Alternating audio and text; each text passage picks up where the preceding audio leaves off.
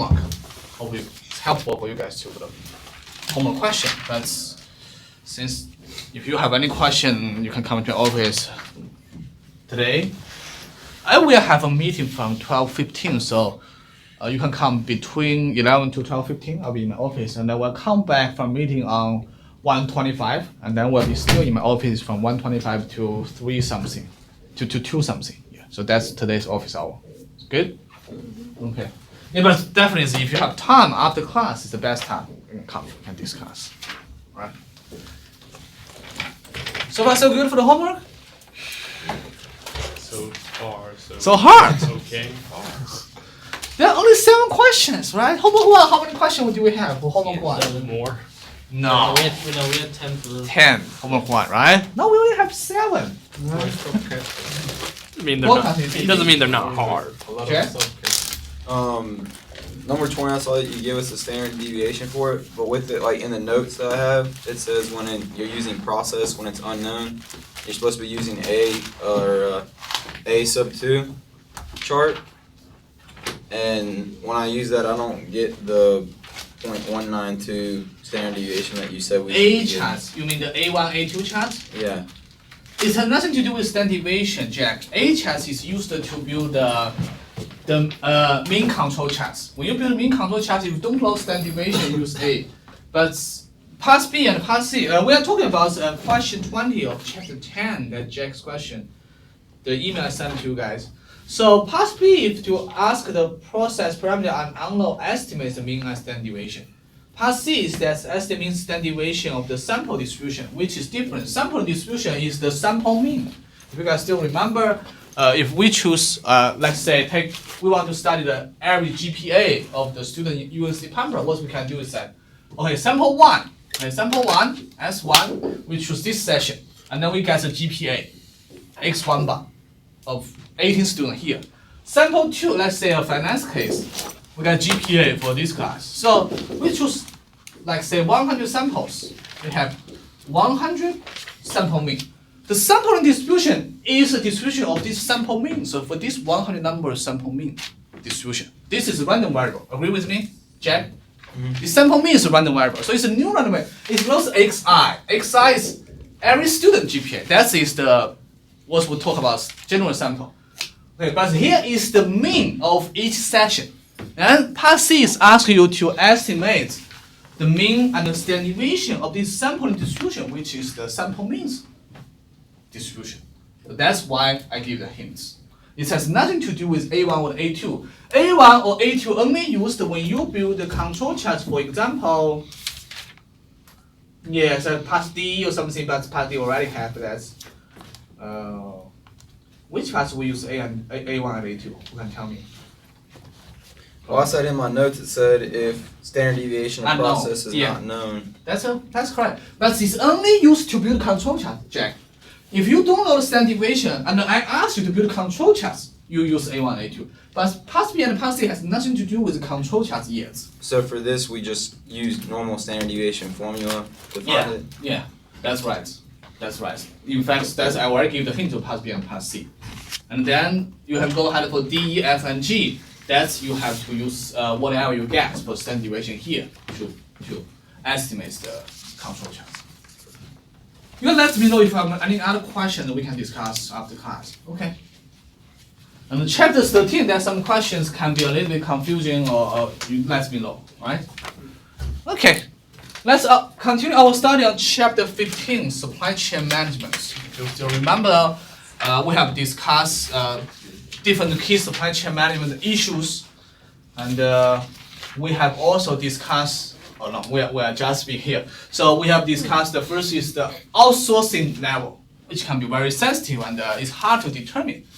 And procurement can be a very good payment job as a procurement manager. Supplier manager, usually nowadays for big companies, like they usually have several different suppliers. For example, if I produce a cookie, I'm a craft food, I produce cookie. So there's some materials for cookie. Who can tell me what are the materials needed to produce cookie? Flour, sugar. Powder, sugar, let's say sugar, okay, definitely. So usually they have different suppliers, several suppliers just for sugar. Why they want to have several suppliers? get a competitive rate. With the rate, yeah. But if you already have this supplier has the lowest rates, or anytime or most time, why you still have to? They still want to buy the sugars every week or every month from different supplier. Maybe 80% for the bigger one, or 20% for the smaller one, something like that. Why they want to do that? How much you spend? As I said, this most important supplier has the lowest cost, maybe even the highest quality. But craft food, they all still want to manage a different supplier. They want to keep a relationship with, let's say, 3 suppliers. Can't put all your eggs in one basket. Excellent. Can't put all your eggs in one basket. Yeah, you have the same idea, right? Then and Jay has the same idea. So basically, it's a risk control, right? It's a risk control because even the supply is very stable, has the best quality, lowest cost, but just 1 week they can't provide. Well, your customer will be very in bad emotion, right? Because your craft food, you can't ruin your brand. Okay, you can't just point finger. My supplier doesn't did his work, so it's very important. You want to keep several suppliers. So that's why supply manager can be very important. Another reason is that you don't want one supplier dominates the market because in the long term it will hurt you. Why it can hurt you in the long term? If your supplier become monopoly in the market, They can set their own price. yeah, they can later increase price by whatever they want. So there are no competitors. You want to have some competitor for them, right? So that's why it's important. And customer relationship, we don't need to mention how important it is nowadays, right? Definitely it's one of the most important things for supply chain management. Quickly identify the problem and respond to them.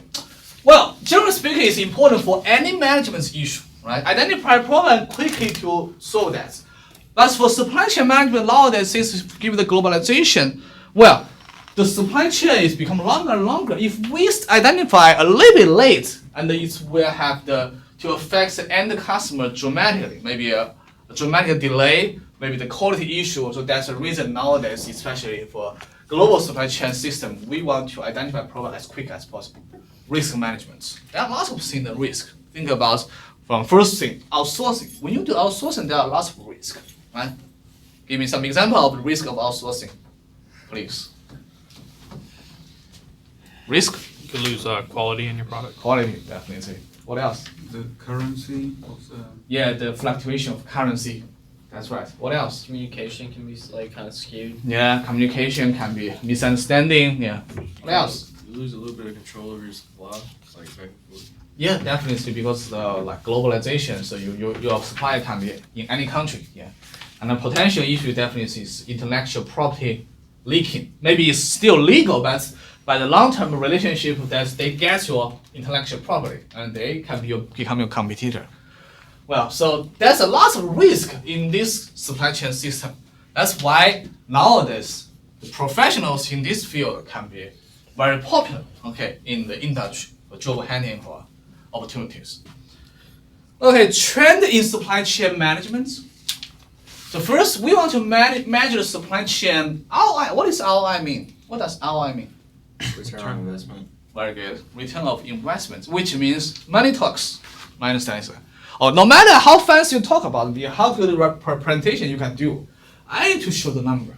I invest, spend a lot of money to build a relationship with that supplier. I want to lower the cost. I improve my customer service. I want to increase my profits. That's the reason for our investments. Okay. If you want to do the outsourcing, you have to show that I lower the cost in long term, not just the temporary save some labor costs.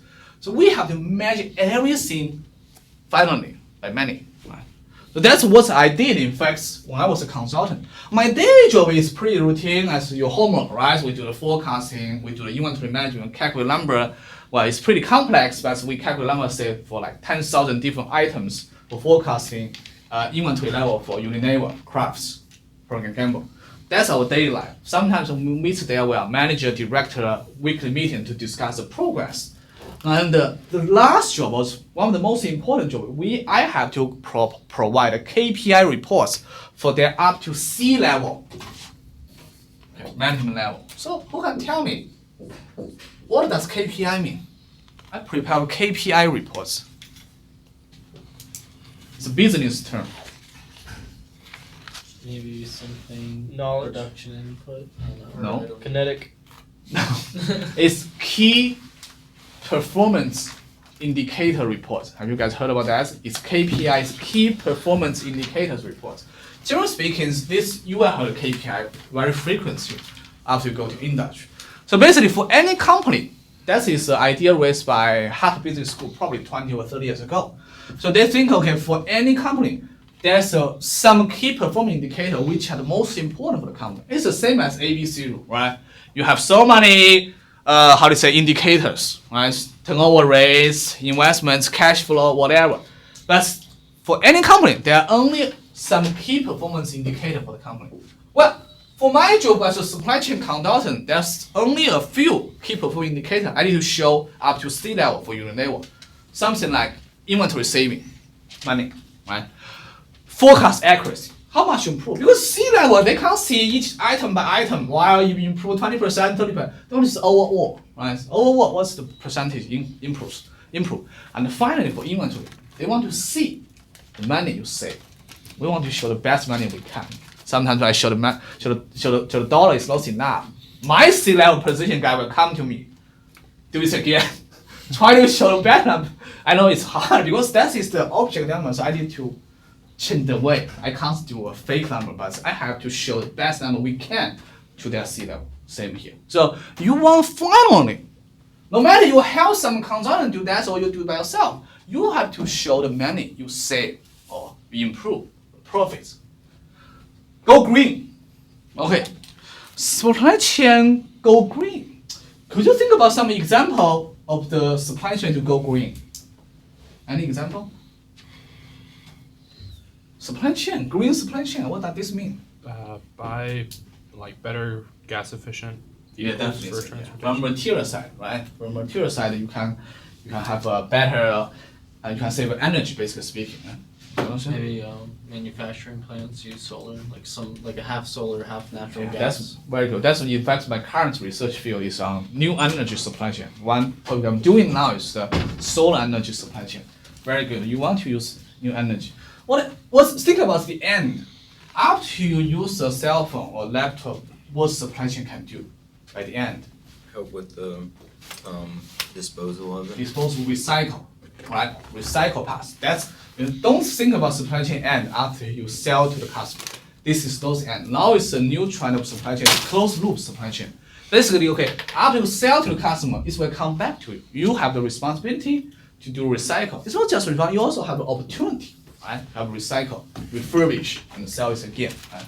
So there's a lot of things we can do to make supply chain more green. One thing is that's profit driven. Definitely is recycle, refurbish. You can have some profit generated from this process. Another thing is regulation. Right? Came from German. You can tell us how strict European Union on this green issue, right? United States is also very strict on this, very sensitive on the environmental protection. So all other governments, even for the developing countries, they have strict regulation on go green. So that's why we have to pay attention to here. Re-evaluate the outsourcing.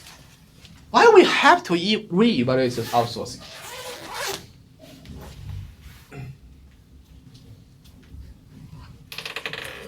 Give me some example. We have to re-evaluate the outsourcing. Because laws and regulations are constantly changing. You mean some developing country and the regulation changes. So Yeah, for more details, what type of regulation you think change Like can? taxes and tariffs and Tax, other very good. Tax tariff, regulatory- right? So, yeah, initially some countries, especially developing countries, they want to attract foreign investments. They give like zero tax or very low tax for like 5 years, let's say 5 years, and then after 5 years they increase to 10%, 20%. Then you have to reevaluate. What else can be the reason you have to reevaluate the outsourcing? They're meeting your standards. Standard. Any details about what standard you mean? Like if you outsource a part of your company and that outsourcing firm or whatever it may be isn't meeting the standards or the expectations of your Basically, it's company quality. mission. My understanding is the quality is not fit your expectation. Is that right? Yeah. Definitely, you have to invest. What else? Money. Money. But anything we earn was money. Any details, Branko?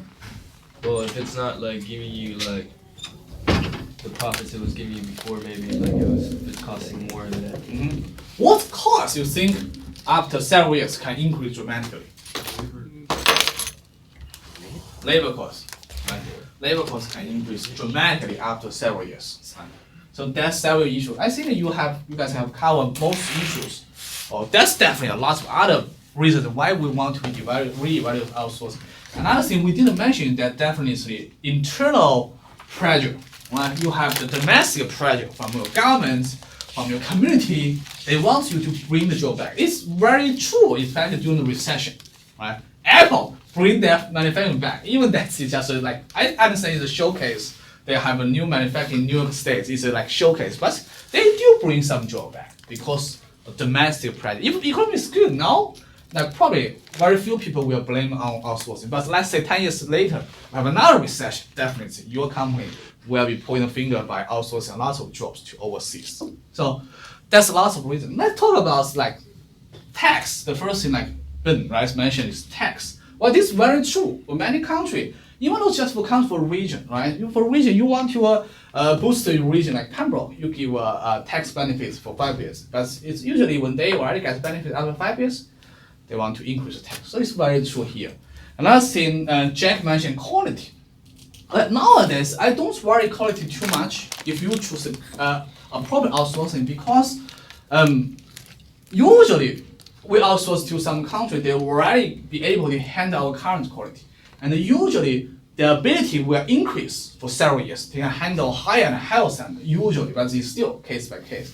What I worry a lot is what Branko and Yari mentioned is the cost. The cost can increase dramatically over 5-10 years. Well, you know, I'm from China. You guys know that, right? China definitely is traditionally is probably the #1 outsourcing country for U.S. company to decide to do outsourcing, right? Is China still the #1 candidate now, in your opinion, to do outsourcing? It's changing. It's changing. Yeah, maybe it's still one of the best option, but it's not definitely #1. Why China is not definitely #1 nowadays? They're increasing the cost. Cost. Yeah. What cost they increase dramatically? Labor cost. Labor cost. I think probably because Jacob was in my class before, so he remembered that. And yeah, that's my experience. I told Jacob or Bernard, if you guys still remember, 1 year ago, I teach you guys in the management 30 to 60. That's my example. I say, the cost, let's talk about salary, right? I can't tell the average salary. I just told my experience, right? My personal experience. I graduated, like your age, I got my bachelor degree in 2003, long time ago, right? 2003. When I graduated, I get, let's transfer to dollar. So it's probably like, it's pretty low. So I would say $8,000 per year, that's my salary. Annual income, 8,000. In Shanghai, it's not in a small city. In the most expensive city in China, $8,000 per year. But I can tell you, I can live an okay life. It's not bad at all. I rent a condo, which is only $100 per month. $100 studio, but it's only $100 per month in the downtown of Shanghai, 2003. Now probably at least $500 per month. Anyway, so I have $8,000, which is my annual income, which is probably a little bit average or above average. Let's say Shanghai probably average for graduates, fresh graduates, average. Everybody lives in that life, not just me. My classmates, when they graduate, most of them choose to pursue the master's degree or even PhD degree. But let's say we still have like 1/3 of my classmates, the same major, the same university graduate, go to find a job, going to find a job 2003. We have very similar salary. We're very sure about that. Okay, $8,000. And 2004, after working as a broker, after 1 year, I left. I came to United States to pursue my mathematical PhD, right? So, and change management business later. And then salary increased dramatically for my classmates. There are several reasons. First, you have experience. Definitely, your salary in United States is the same. After working for 5 years, probably you will double your salary. But another reason is, generally speaking, average income increased dramatically. 2013, 2 years ago, I came back to China, we have 10 years reunion. You guys will have that day. Yeah, must be very exciting. Franco meets with Aaron again, right? Not exciting anymore. So 10 years reunion. That usually you shouldn't talk about salary, but you can't prevent people to whisper about, okay, what's the income, somebody earn big money or something like that, right? From what I heard, I can't tell you the total number. We have 30 classmates. Probably I only heard about like half of the salary. I would say in Beijing or Shanghai, my most friends are in Beijing or Shanghai classmates. They earn in 2013, many of them, they can earn about like say $60,000 to $80,000 per year. Well, this is pretty special because my classmates, most of them are doing finance industry or like IT industry, $60,000 to $80,000 per year. Do coding or something like that. It's probably the highest payment job in not just in China but also in US, right? But that's the truth. When they graduate, they get similar salary $8,000 per year. Let's say now they get $60,000 per year. Okay, when we talk about entry-level labor job, the increase rate can't be as high as this, right? Because it's a high-level position. They work for Microsoft, they work for Alibaba, so they have a valuable payments increase. But even for entry-level labor, I would say in the past 10 years, 300% increase is, my impression is very normal. For any industry, 300% increase, triple the salary. United States, maybe 30% increase in the past 10 years, as most, average. You can think about it, if you made a decision to outsource to China 10 years ago, it's definitely, for most of it's the great decision made 10 years ago. But nowadays, you just can't afford. How can you afford 300% increase on your salary? It's just entry level. If you, for example, Microsoft, they closed the research center in China. They can't afford because salary, the software engineering salary is at least 50% or even 80% of salary now in Seattle.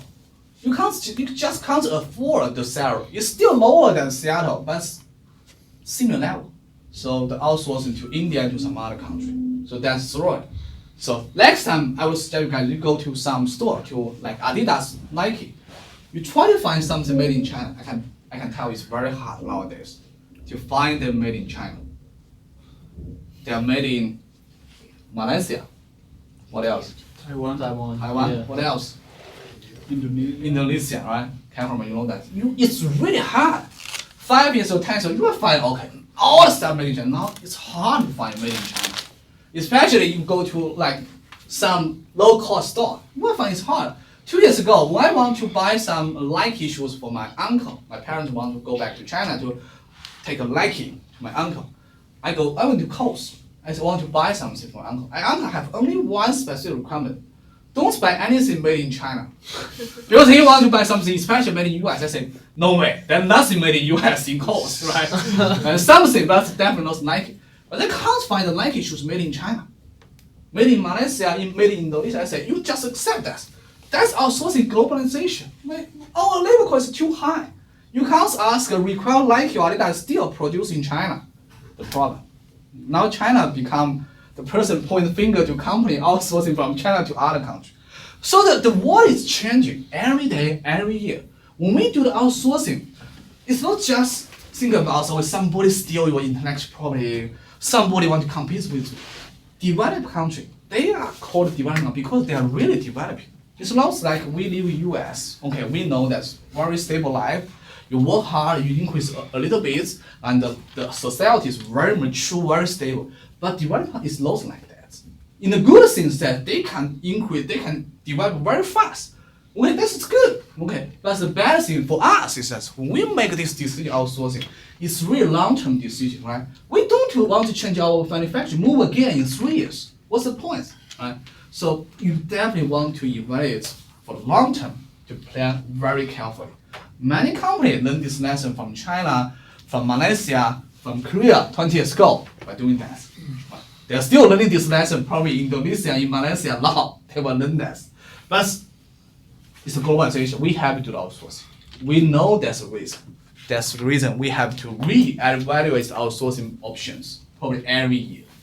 Okay, it's my experience. All right. Any question, comments? When you're paying $100 Okay. a month. Did you have to pay like a year up front or no? No, it's just monthly. It's like a studio, so it's like a one bedroom and a kitchen bathroom. Even there's a porch. But anyway, it's pretty old, like 50 years old, like condo. It's pretty dirty. I can say that it's pretty dirty.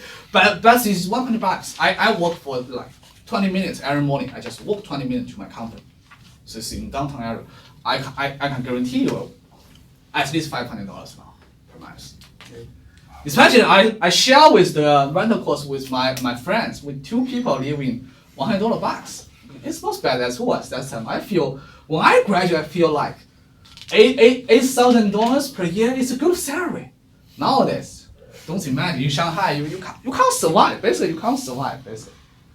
Yeah, but that's it. When you are young, you think money is most important. I'm thinking that. I was thinking that when I was young. Never thought of that.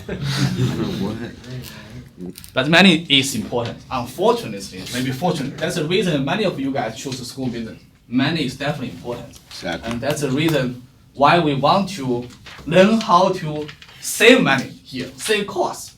The cost we save for the company, hopefully they can return to us a little bit, right? So that's the reason we are here. So cool, bro. That's very important, very interesting because the China, let's talk about China because outsourcing switch from China to some other countries. So that's the reason you heard something about China's economy growth slower down in the past 2 years. That's one of the most important reasons. Because manufacturing job is very important for, I believe, for any big country like US, China, Germany. You can't afford it without any manufacturing job. You have to have manufacturing. You can't just have IT or finance. Oh, that's a high level job. But you have to have manufacturing job to satisfy the employment requirement for most people. If your manufacturing job is losing, like US did for the past 20 or 30 years, China did experience for the past 5 years, your country's economy definitely have problem.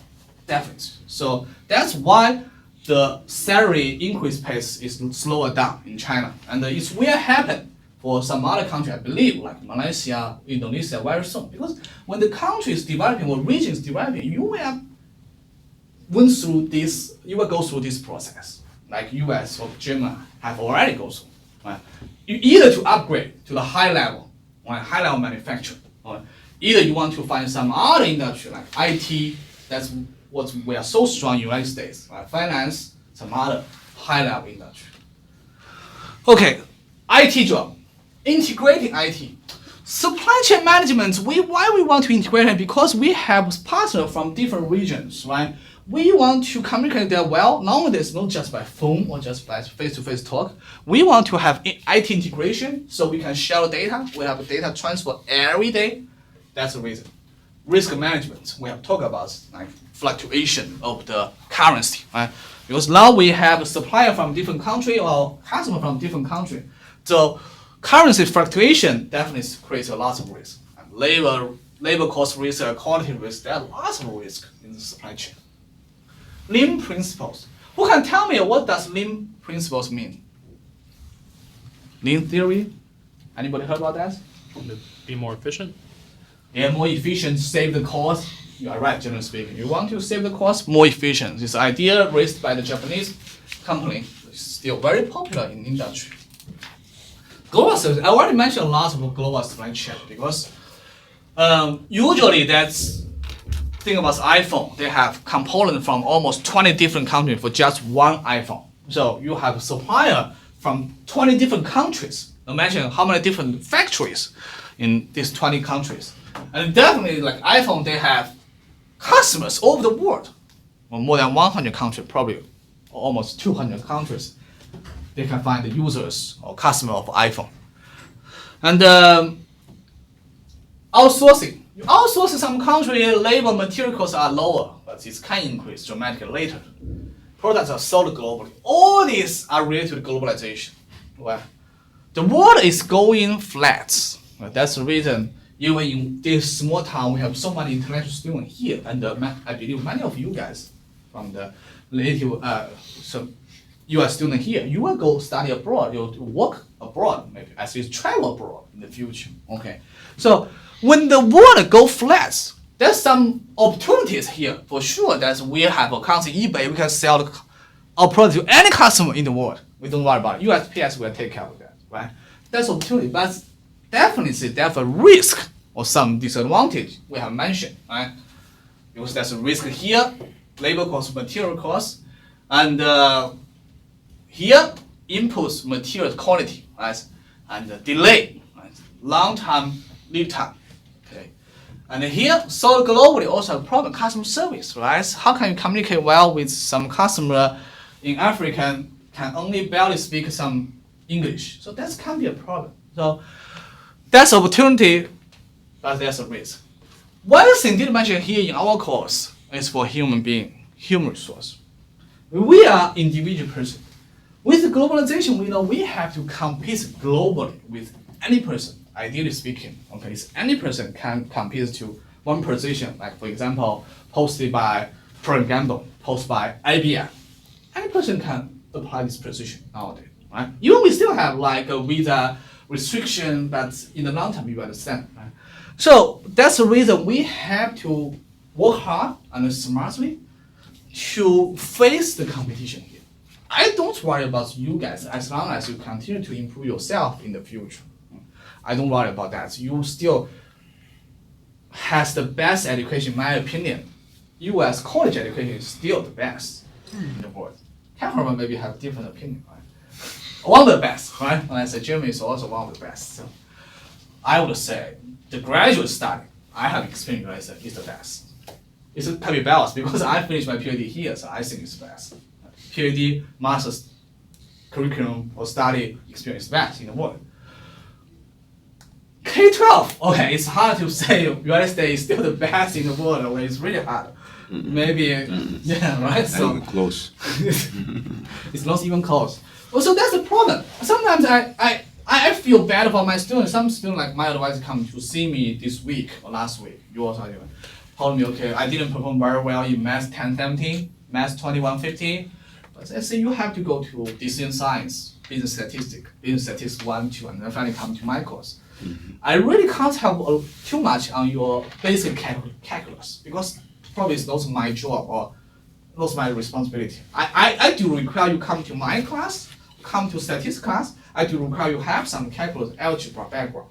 Well, but I can't point finger to your high school or middle school math teacher because they are not fully responsible for this problem, right? Because their curriculum don't left any child behind. There's some policy here, which every person have different opinion on the policy. But frankly speaking, at least for math, because my major is math, I do see a lot of problem for K-12 education here.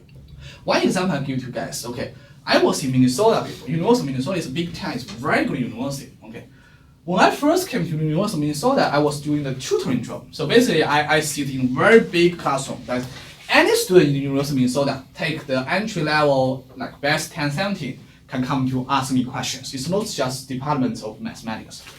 I have some student, University of Minnesota, Twin City. Okay, the top university. One student come to ask me, why? You must be laughing here. Why 1 over 2 plus 2 over 3 is not equal to 3 over 5? Answer this question. I have to answer this one. Why is not equal to 3? This is, I'm not joking. You don't think, in some way you think, okay, they are much better. They are like Champion Hills level, at least you didn't see state level. Much better. Why should you come to here, see me? Ask me, why? It's really hard to explain why, because you can't do this way, right? I have to explain. That is one of the hardest questions I have to answer because it's like why 1 plus 1 is not equal to 2. You have to explain to a student now. I was shocked, 2004. I say, well, it's top university. How can a student finish high school asking some question like this? Just happened. I never heard any question here. UNC Pembroke, probably the reason I teach you guys the senior level. University of Minnesota, some students ask me. I feel really bad because this is the best university in Minnesota State. And one of the very decent university in the national wide. Something, I don't care your major. You are in this big time university, you shouldn't ask this question. Right? You shouldn't ask this question. But they ask. Well, some other questions are a little bit better, but for example, the first year finished, I grade the math course, like math 1017. So every TA has to grade because it's university level, so it's lots of things you have to grade exam. I grade that. Very interesting. I see some blank exams Some students just can't do anything. Say sorry again. And one thing very interesting, I still remember. Every question, he or she give excuse, say, my labor just bothered me for the whole semester, so I can't go to sleep. So, second, okay, I have a really bad time for my first semester in University of Minnesota, so I can't concentrate. So, but anyway, I give like 5 points for 100 points. But the problem is that if you have passed a high school, you should at least get 30 or 40 points. Yeah. So you guys, some of you maybe not very good at math. Don't feel bad. I can tell you, University of Minnesota Purdue the same. We can't blame on K-12. You are not K-12 anymore, right?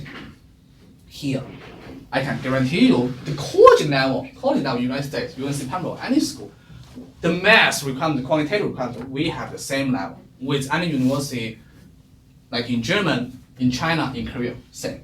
Graduate level, even we have a higher requirement. As long as you can survive, you can be successful in college level, I'm very confident about your quantitative skill. Very confident. So, let's work hard, don't worry about it. No mention writing skill, presentation skill, that's United States K-12 student is very good at. Creation, very good. So, but just want to share this with you guys. Yeah, that's it's unforgettable experience for doing the tutoring job in University of Minnesota. But we do face this competition, and my philosophy here, okay, at least for operation management, supply chain management, I provide you guys whatever I can share with you guys. Some model I can't tell you like safe store because it's too complex. But if I teach University of Minnesota or Purdue University, I will teach the same level. I know it's hard, like doing the homework harder for you guys, for some students. But my purpose is that it can be hard, but I can't just limit the content I teach you guys. It's unfair to you guys. Because if I teach more in Purdue, teach less here, I feel that I let you guys prepare not well for the students in Purdue University or in Minnesota. So I teach the same level. Well, whether you can grab all the contents, it depends on you, because some content can be hard. But I want you guys have all the contents, knowledge, skill ready for compete with any student, not just US, but any student from any country. That's our purpose, right? You must be very confident. I'm very confident about you guys. Okay. So complexities, language difference. Kapperman, your turn. Explain why it can make complex for globalization with language and cultural difference. Because of the communication. Communication. Do you feel any problem after you came to here for like 2 months? Probably not too many, right? Yeah, I need more time to understand the things. I have to translate it in my brain, and then I understand the most things. Yeah. What about Jonathan? You have very good friends with Kahraman. Do you feel some complexity between you guys' communication, or language, or cultural issues, or some minor things? Yeah, it's pretty much minor things, but I mean he understands the English language generally, but sometimes he doesn't understand the text, and I'll try to explain in the best way I can. But, yeah. But the thing about the cameraman is well-educated person, student here. Mm-hmm. Well, if we go globalization, some of our parcel customers are not at such high level cameraman, right? So it's really hard. Will create a problem for different culture or different language.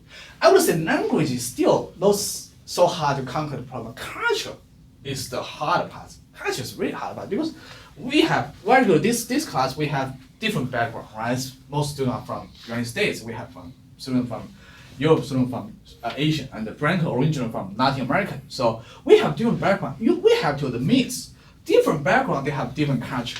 And some culture is, if you just see the surface, just contradict to each other. You probably don't agree at all about some other culture. But when we do the business, we have to at least appreciates, respects other cultures. No matter it's different religions or different beliefs or different like value system, we have to respect them. Then we can do business well. I'm still learning that. When I did a global project with my friends in India, I have big troubles, right? So currency fluctuation, that's what I mentioned. Political instability, that's a problem. Which region has problem nowadays? Which region? Europe, no, it's lost Europe. Europe do have some problem, but it's lost the worst region. Which region has the worst problem here now? East. Middle East, right? Everybody know that. Give me some name of country name. Yemen, Israel. Yemen, Syria, Syria. What else? Afghanistan. Yeah, definitely. Iraq. So you can see that if you invest a lot of money 10 or 20 years ago in this region, sorry about that, probably you get very little back nowadays. That's the real risk. I don't worry about Europe. Europe is only have refugee like crisis. Yeah, It's not the something political instability. It has some little, but this problem every country has. Right? Transportation costs and the lead time. Definitely. That's the trade-off. We enjoy the lower labor costs. We enjoy bigger markets. But then we probably have a higher transportation and lead time. As we have discussed, nowadays we don't worry too much about longer lead time. Right? If your lead time is become from 1 day to 1 week because our partner is in Korea. Okay. We don't worry too much about 1 day to 1 week. What we worry a lot is what? Lead times what? Fluctuation, right? Variance. But usually the longer the average lead time, the larger variance, right? If you have the labor is your supplier, usually 10 minutes you give him a call, he give to can be from like 1 minute to 1 hour. It's okay, right? Still, it's okay. But if your partner is in Korea, usually it's 1 week. It can be from 3 days to 1 month. Creates a lot of problem. So that's the problem creates from globalization. And trust. Right, we can't teach this course. How to build trust between people, between organization. Right? Maybe you guys some of you have very good experience how to build trust, but some maybe have bad experience. You trust somebody, and then somebody cheats on you. That can happen also on different partners. Apple is a role model to build a partnership. Okay, Apple's biggest partner is the Foxconn in China. They have very good relationship, very strong, more than 10 years. They have 100% trust, almost. That's the reason Apple is the leading company, have almost lowest cost in supply chain management. Okay, so it's a typical graph of global logistics. Let's say you manufacture probably in Japan or in East Asian country here, and then you have foreign trucks and the rail company like here from China. You go to the foreign ports in Australia, and then come to United States. Domestic ports, domestic port like California, and come to United States. It's like Tennessee or someplace. But you also have distribution center in Canada. You have to deal with different government and finance agencies. You have third-party logistic providers such as USPS, UPS, FedEx to handle the transportation. Information are shared every place from your third-party partners or distribution center, retailer store, manufacturing. So that's a very typical graph of global logistics. You can see any middle point can have problem. So there's a lot of risk in the globalization, global logistics or supply chain. But there's a lot of cost we can save, okay, along this area. Okay. For the globalization supply chain, I want to have a fast test to test you guys the geography. Because some people say the US student has the worst geographic knowledge in the world. So I really want to test. Because we have the globalization, if you don't know the country name, you point the finger to this country and this is different country. No problem. Let's say, okay, this is the easy part, right? This region, which country in this region? Canada. Trick question. Which country in this region? Mexico. What's about this country? Australia. Australia. Yeah. This country. China. China. This one. Japan. Yeah. This one. Korea. Yeah. Harder one. Okay. This country. New New Zealand. Zealand. Good. But still, only 10% students can say that. Right, so let's choose harder one. This island. Wait, Indonesia. Nah. Malaysia. Is that Java? Okay. Let's have a. What? Who said Hawaii? I like this answer. Who said Hawaii? Tell me. Who can tell me what's but let's no. Hawaii should be in which place? Wait, what? Hawaii's place. It shows It's like- Hawaii. It should be Come here, Jonas. It shows it right above. Hawaii should be like in the So it's middle. island. It shows it. this general. There it is. This? Agree with him? Yeah. Agree? Chinese Yeah. flag. No. That's Yeah. that's kind of far to be Up. Hawaii. It's not up there. Wait, what? This is same level with Mexico. Exactly. Hawaii. Hawaii should be a little bit up here. That's very Yeah. close. Oh. Come back to this big island. Tennessee. Which country? These several islands. Which country? The Indonesian? No, Philippines. No, Philippines. Oh, is no, no, to no, the that's right. That's it's, I think it's That's the reason you guys live in Taiwan. Taiwan. Shit, bro. Zero. Oh, I thought you got it right. Okay. We have some Chinese. I will ask one by one. Okay. I will ask this Bro, from that's class. Okay. What's this country name? Give me a guess. Sumatra. No idea. You can tell me no idea. No problem. Yeah, I'm not. No idea. Jack. Malaysia? I don't know. Malaysia. No idea. Okay. Jacob. Yeah, I don't know. Okay. Ben. You're getting. What? You're getting. I'm not it. Jack. But sorry. Sam. I said Malaysia too. Malaysia. Man, that country is split into two. I know it's two parts. Of that Yeah. Yeah, that's right. You're Yeah. correct. But you don't know the country name, man. Aaron, I know you say Indonesia. Branko. What is it? Sumatra? Branko. Like like Indonesia. Indonesia, like okay. Malaysia or something. Like that. Jonas. No, no. Cameraman, you're from Europe. You should have a better I don't know. zero. Wait, what are you pointing at? Here. That picture. Just about Australia. Is it? Seven island. That nigga Nabil. should be Indonesia. No idea. I won't ask you Asian student. Okay, ask you guys. If you guess wrong, you get negative points. But you should guess. This is the Asian geography. Which country, JJ? Malaysia. Yeah. Malaysia or Singapore. Oh yeah, Singapore. That's right. this region, the point finger here, these several islands, I would say any person answer Malaysia, Indonesia, or even Singapore are correct because they are Malaysia, Indonesia, Singapore. Any Taiwan, Hawaii, whatever, far away, far from the correct. So where's Taiwan? So, yeah, When we go globalization, I suggest you guys, at least we understand the region, otherwise they will get that very easy. If you point, oh, that's your country, that can be easily offended. First, we need to understand. Second, you need to understand their language because they maybe speak different language. For example, Brazil. What language Brazil people speak? Portuguese. Because many people will think that they speak Spanish, which is wrong. Brazil is the only country in Latin America speak Portuguese. So we have to understand their language, otherwise they can be easily feel offended. So I know you guys are young generation, you are very open mind, but we still need to build our knowledge when we build friends or partnership for different countries. That's very important, right? Okay. Any question on homework 2, come to our office, okay? We have plenty of time. So Friday, due date of homework 2. We'll see you guys on Friday.